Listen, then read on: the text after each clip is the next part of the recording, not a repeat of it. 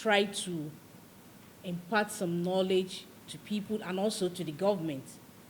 Right now, the Commission is presenting a paper to the government on cases surrounding women and children.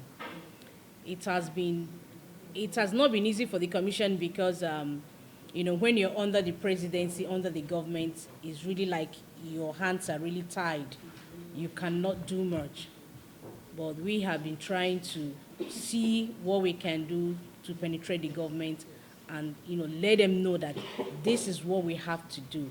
A lot of cases, we talk about the VAP, we talk about the violence against children, we talk about violence against women. There was this recent case we had last week. A child of 18 months was violated, and the child was violated by the uncle. So it's, and the funniest thing is that the parents wanted to cover up the whole thing. But it was a neighbor who witnessed the whole thing that came to report.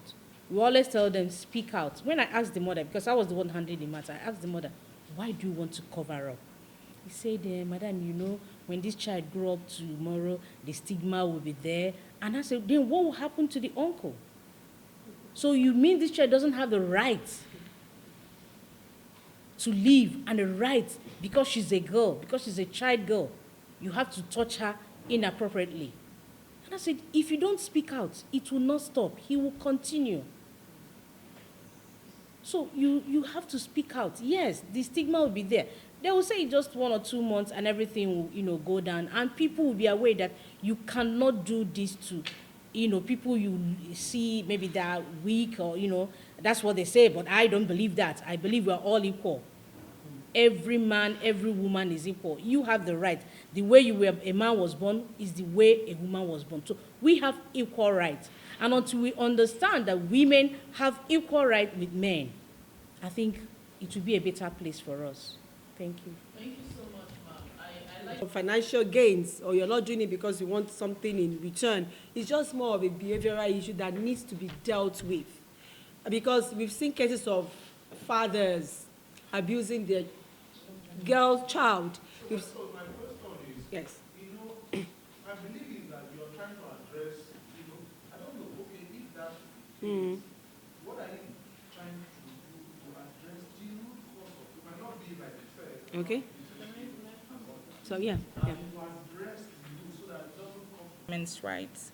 There is still a lack of political will and interest and an inadequate accountability mechanism on the side of the Nigerian government to enforce the implementation of the provisions in these laws and treaties, such as the Convention on the Elimination of All Forms of Discrimination Against Women and the Protocol to the African Charter on Human and People's Rights on the Rights of Women. Nigeria is currently at a critical juncture with the unique opportunity of the 2023 elections to challenge and reimagine the oppressive systems that have held women back from participating meaningfully in public life for the longest time, including the long elusive goal of achieving gender equality and justice. This point in our country's history provides an opportunity to envision and build a country where patriarchy and the systems that are rooted in it become a thing of the past. Therefore, adopting a feminist agenda as a vital approach to addressing the inequalities in our society is imperative. A feminist agenda will ensure that systemic and cultural conditions that allow inequalities to persist cease to exist.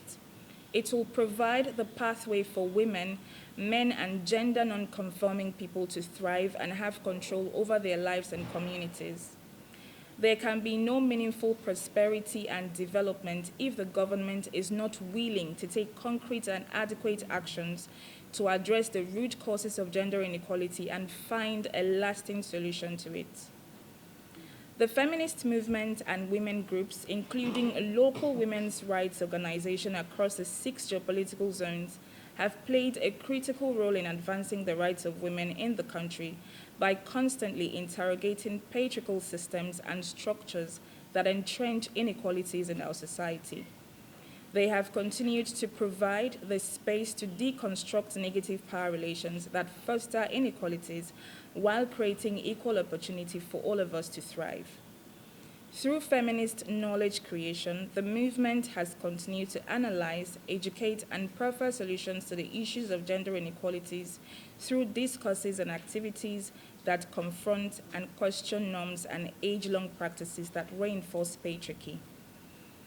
Nigeria will not achieve meaningful development and progress towards gender equality if women's agency and voice continue to be excluded.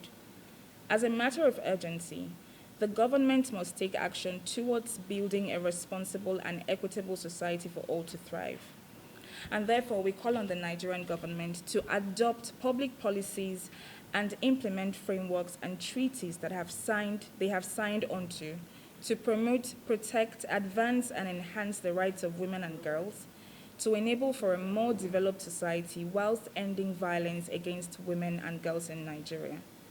We're also calling on the media to create gender-sensitive and gender-transformative content and break gender stereotypes by challenging traditional, social, and cultural norms and attitudes regarding gender perceptions. Thank you very much. That equality because it is what is reigning, or it's because it's woke thing, but it's because it actually saves lives. Okay, it reduces GBV. Another thing I would like to talk about is the importance of representation and inclusion of women in politics. So when I'm going to use the media as an example. Let's say when I was a young girl, and let's say I saw some movies and I never saw a female leader. My perception would be that there are no such thing as female leaders. My perception would be like men are supposed to only be the ones that lead. And honestly, that is what is happening in our politics now.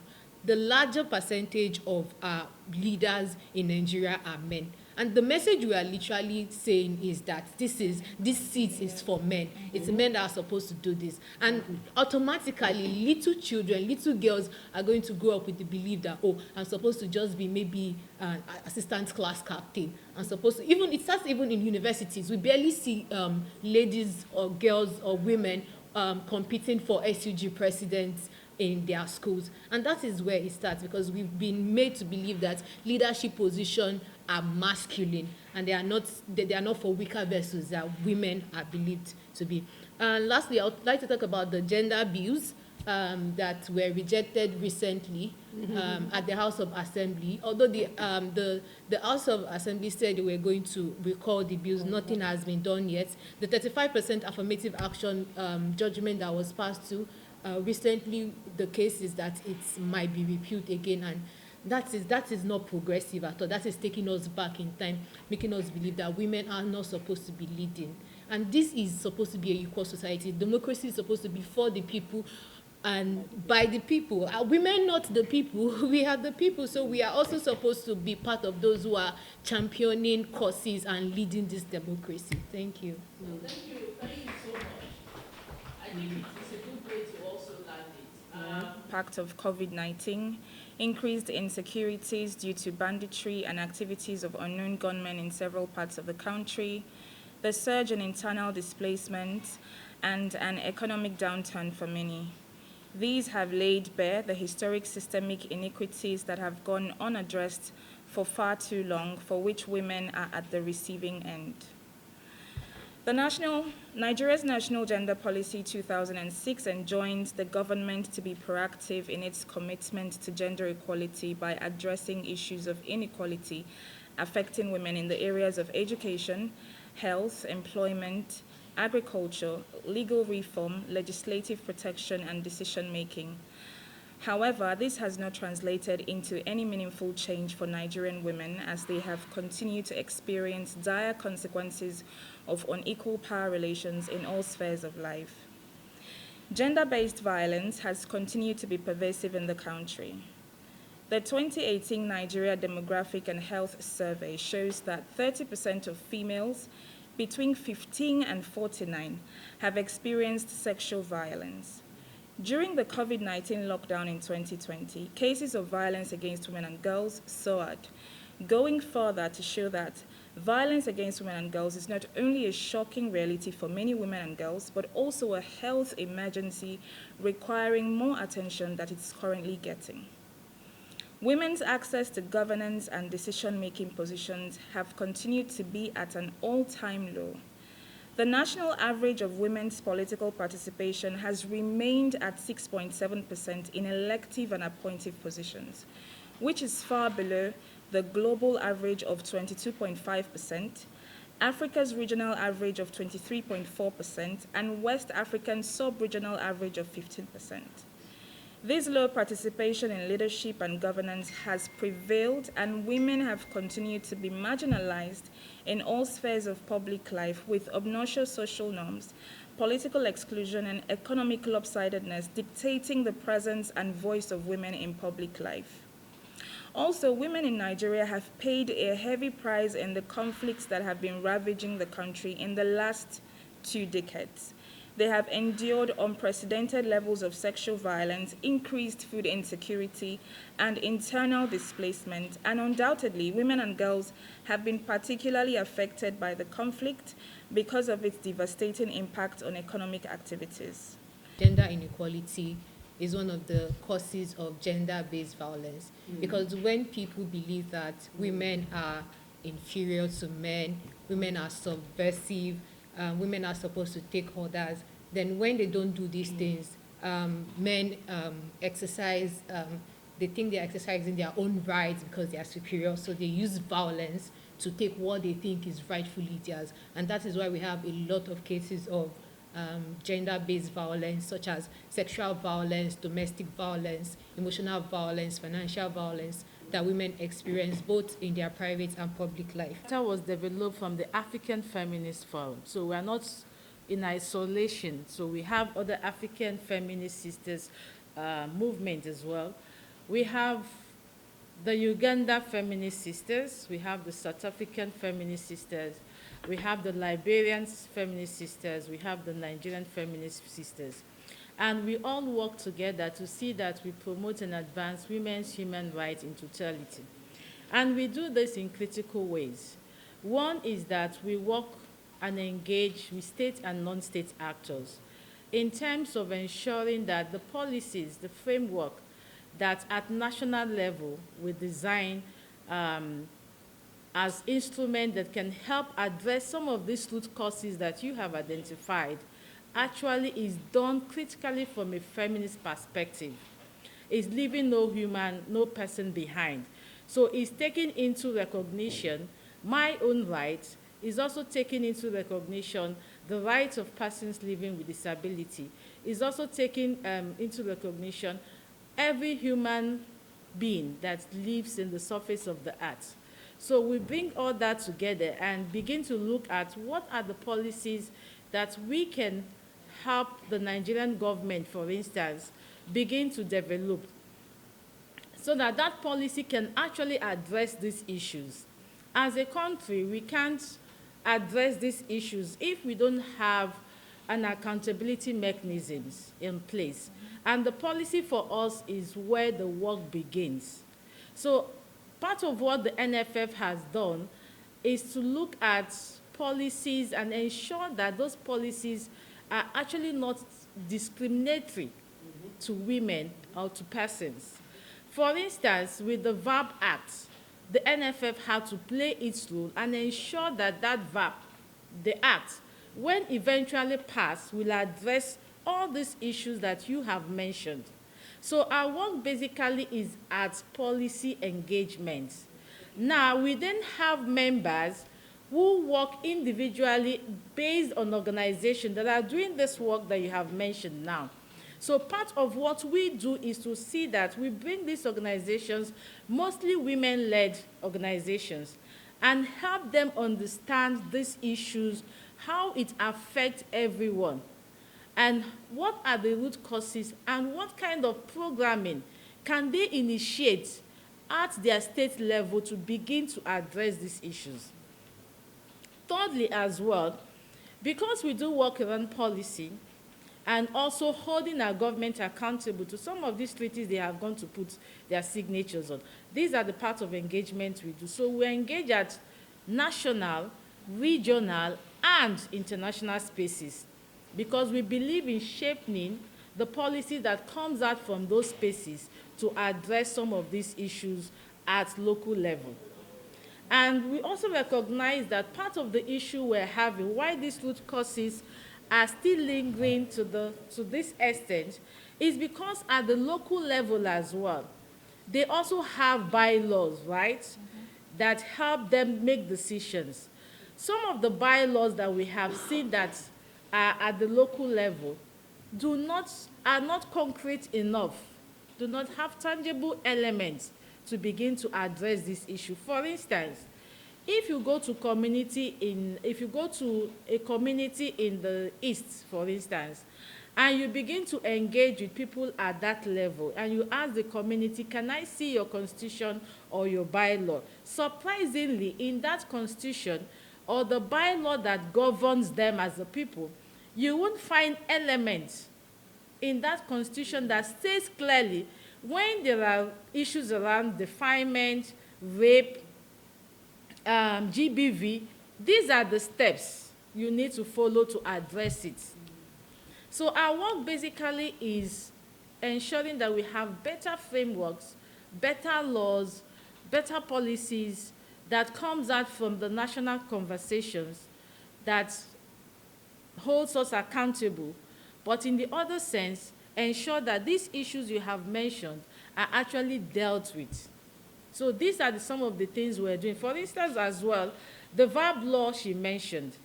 Now, part of what we have asked during the drafting of the act is to make sure that there are elements for states to begin to think of having a safe home, a safe space for women, for men who are going through emotional trauma as a result of GBV.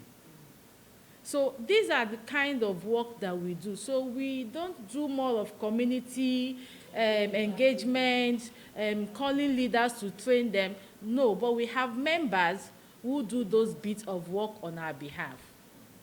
So can I go on with the other questions? Yeah, I think you've said quite The endorsements. Yeah, the endorsement. Okay, you can take a bit of the endorsement and I'd like any other. It means that if somebody comes for a particular position in a place and is qualified for that position, the person should be given the exact same professional considerations that a man would be given, and not saying something like, oh, this is not for women. Now, they talked about something about president and vice president. So in my school, university, something like that came up, and then someone was saying a woman who sports to peace shouldn't be the president. Like someone in university, like that is what someone could say.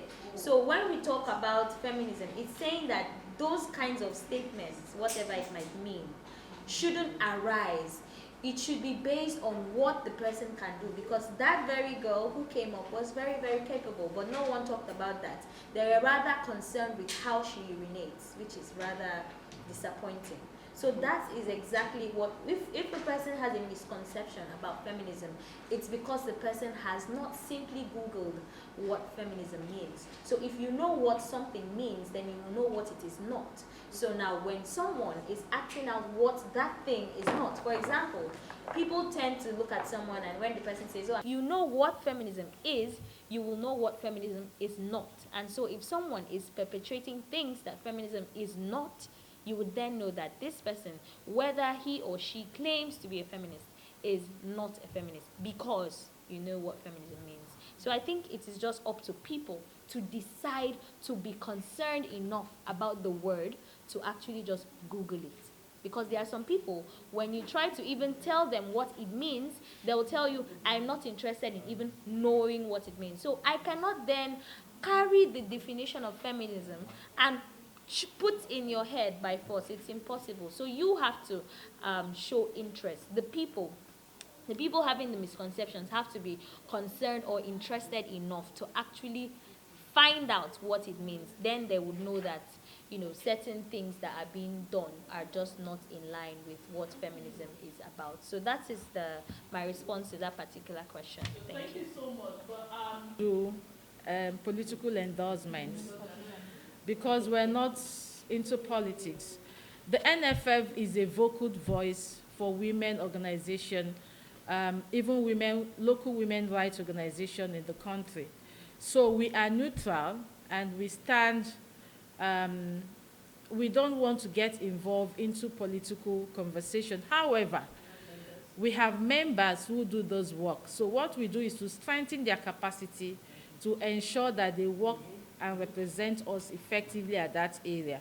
So that's what we do. But in addition to that, we'll also push for better reforms and better framework that can ensure that we have the right candidate of women to occupy those spaces if given the opportunity. So that is how the kind of support that we provide for women in politics.